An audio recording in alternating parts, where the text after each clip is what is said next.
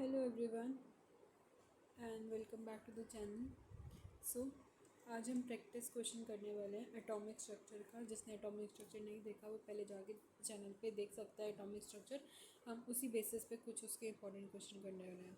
So let's begin with the question. If a substance absorb energy from a photon having lambda is equals to 200 angstrom, firstly 1 angstrom is equals to 10 raised to power -10 emits energy absorbed in the form of 2 photons.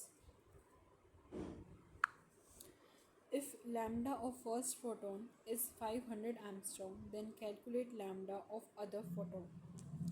So अब यहाँ पर क्या दे रखा है हमें 1 lambda की value दे रखी है। 1 lambda is equals to 10 raised to power -10।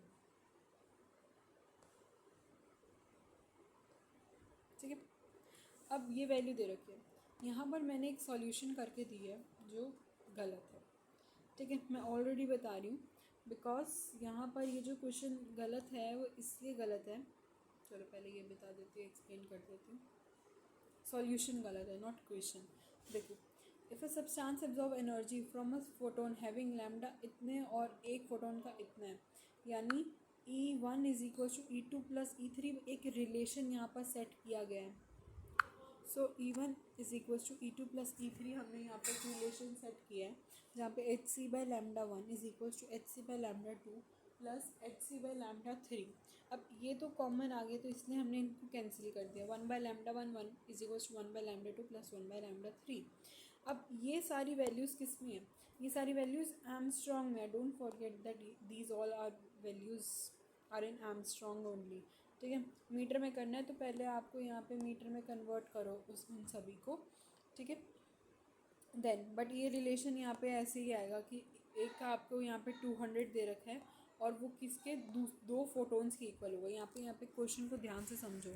एक सब्सटेंस है वो एनर्जी को एब्जॉर्ब करता है from a photon having lambda इतने, तो यहाँ पर लैम्डा आपको 200 दे रखा है जो एमिट करता है, लेकिन एनर्जी को एब्जॉर्ब करते हैं 2 फोटोन्स की फॉर्म में, यानी एक ये और एक ये।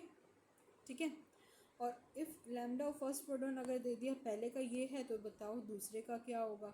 तो आपको ऐसे करके फाइंड आउट करना और यहाँ पे लिख भी देना कि 200 है इंटू 10 raised to power -10 है, तो ये -10 ऊपर जाके 10 raised to power प्लस का 10 बन जाएगा। इधर भी 10 raised to power प्लस का 10, इधर भी 10 raised to power प्लस का 10 हो जाएगा। ठीक है, ये 2 अब ये 2 ज़ीरोज़ भी हैं तो आप इसे कैसे सॉल्व करोगे?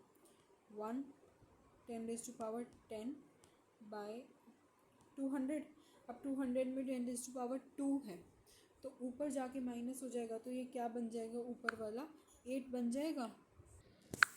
ठीक है, सो यहाँ पे ये 200 को ऐसे किया, ऐसे यहाँ पे 500 को भी कर दो तो माइनस का हो जाएगा ये 10 raised to power 8/5, ये भी वही हो जाएगा।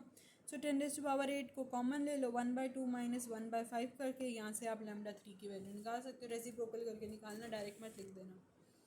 अब ये वाली ये ऐसे क्यों गलत है? क्योंकि कई बच्चे क्या करते हैं लास्ट में यहाँ पर कहीं ऐसे करके लिख देते हैं पावर डाल के। पहले तो सब पूरे को एमस्ट्रॉन्ग में सॉल्व करते हैं। ठीक है, एमस्ट्रॉन्ग में करने के बाद लास्ट में उसको ऐसे मीटर में कर देते हैं, जो कि बिल्कुल गलत है। ऐसे करना बिल्कुल बेकार स्टेप है। सबसे पहले उसको चेंज करो उसकी यूनिट में एंड देन आपको आंसर आएगा। मतलब ये सही है जो मैंने अभी ऊपर बताया, ये वाला गलत है। Please don't do this. ठीक है, सो इस क्वेश्चन में यही बताने वाला था। So till then take care and bye bye.